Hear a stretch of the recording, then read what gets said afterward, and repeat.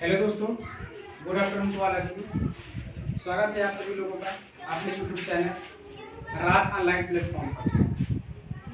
साथियों, आज हम यूपी पुलिस कांस्टेबल में जो एक सब्जेक्ट आता है हिंदी व्याकरण से, उस हिंदी व्याकरण सब्जेक्ट से का जो पहला टॉपिक है वर्णमाला है।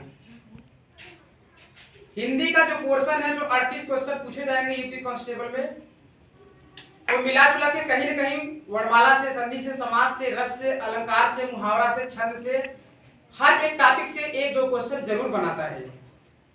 तो इसलिए इस वीडियो का पर्पस बनाना ये नहीं है कि देखकर इग्नोर कर देना, बल्कि इस वीडियो को बनाने का पर्पस ये है कि इस वर्णमाला के अंतर्गत जितने भी टॉप 20 क्वेश्चन मैं रखा हूं, इस 20 क्वेश्चन में वर्णमाला के अंतर्गत कहीं न कहीं आपको 2-3 क्वेश्चन आपको यूपी पुलिस कांस्टेबल एग्जाम में आप लोग को देखने को जरूर मिलेंगे। तो आइए सीधा हम आपको क्वेश्चन से रूबरू कराते हैं। वह कौन सा क्वेश्चन है वर्णमाला के अंतर्गत जो बार बार यह क्वेश्चन हर प्रतियोगी एग्जाम में रिपीट होता है। टॉपिक का नाम है वर्णमाला। आप लोग ब्लैक बोर्ड स्क्रीन पे देख रहे हैं। इस वर्णमाला का जितना भी क्वेश्चन होता है, मैं सारे क्वेश्चन इसमें ले चुका हूं और सब एकदम टॉप क्वेश्चन है। आइए वर्णमाला का पहला क्वेश्चन हम देखते हैं। भाषा की सबसे छोटी इकाई क्या है? भाषा की सबसे छोटी इकाई वर्ण है। क्वेश्चन नंबर 2, कंठ ध्वनियां कौन सी हैं? क ख। क्वेश्चन नंबर 3, मूर्धन्य व्यंजन कौन से हैं? ड ढ। क्वेश्चन नंबर 4, अल प्राण वर्ण कौन सा है? क ग। नासिक व्यंजन कौन सा होता है? इय। यह नासिक व्यंजन इसे क्यों कहा जाता है? क्योंकि ये नाक के बल पर बोला जाता है। क्वेश्चन नंबर 6, ए ऐ क्या कहलाते हैं? कंठ तालव्य। क्वेश्चन नंबर 7, अयोग वाह वर्ण कौन सा है? अं अह। क्वेश्चन नंबर 8, स ख स ह क्या कहलाते हैं या किस व्यंजन के अंतर्गत आता है? ये ऊष्म व्यंजन। क्वेश्चन नंबर 8 में जो पूछ रहा है स ख स ह कौन से व्यंजन के अंतर्गत आते हैं, तो ये ऊष्म व्यंजन के अंतर्गत आते हैं। क्यों आते हैं ऊष्म व्यंजन के अंतर्गत? ऊष्म का मतलब होता है उष्मा, उष्मा का मतलब होता है गर्मी। जब आप स ख स ह अपने मुख से इन शब्दों का उच्चारण करेंगे तो आपके शरीर के अंदर से गर्मी का प्रवाह निकलेगा, इसलिए इसे ऊष्म व्यंजन कहा जाता है। क्वेश्चन नंबर 9, कौन सा घोष वर्ण के अंतर्गत आता है? मैं। क्वेश्चन नंबर 10, क ग ज फ कैसी ध्वनियां हैं? किसके अंतर्गत आती है?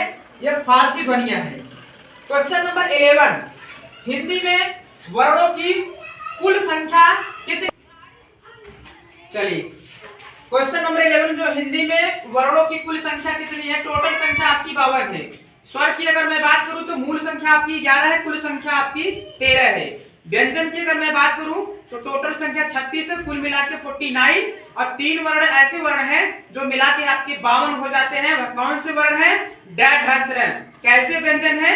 ये द्विगुण व्यंजन के अंतर्गत आते हैं। क्यों आते हैं? क्योंकि इनका प्रयोग 2 बार किया जाता है, इसलिए इसे द्विगुण व्यंजन कहा जाता है।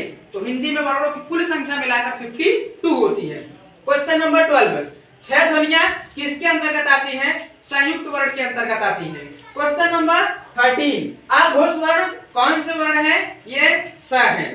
क्वेश्चन नंबर 14, संयुक्त व्यंजन कौन सा है? ज्ञ। क्वेश्चन नंबर 15, घ का उच्चारण स्थान क्या है? कंठ। क्वेश्चन नंबर 16, वर्णमाला में स्वरों की संख्या कितनी होती है? 13। वर्णमाला में व्यंजनों की संख्या कितनी होती है? 36। 6 ध्वनियों का उच्चारण स्थान क्या है? तालव्य। क्वेश्चन नंबर 19, तालव्य व्यंजन कैसा व्यंजन है? च छ ज झ। क्वेश्चन नंबर 20, इस वीडियो का लास्ट क्वेश्चन, यर अलावा किसके अंतर्गत आते हैं? अंतस्थ व्यंजन के अंतर्गत आते हैं। यर अलावा अंतस्थ व्यंजन के अंतर्गत इसलिए आते हैं क्योंकि जब इनका उच्चारण आप करते हैं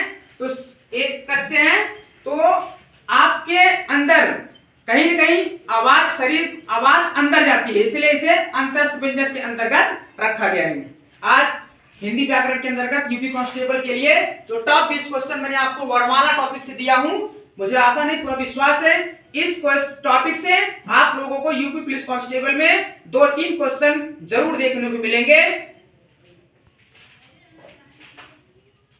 ये क्वेश्चन यही समाप्त होता है। फिर मिलते हैं आप लोगों से अगले वीडियो में। तब तक के लिए जय हिंद, जय भारत। Thanks for watching.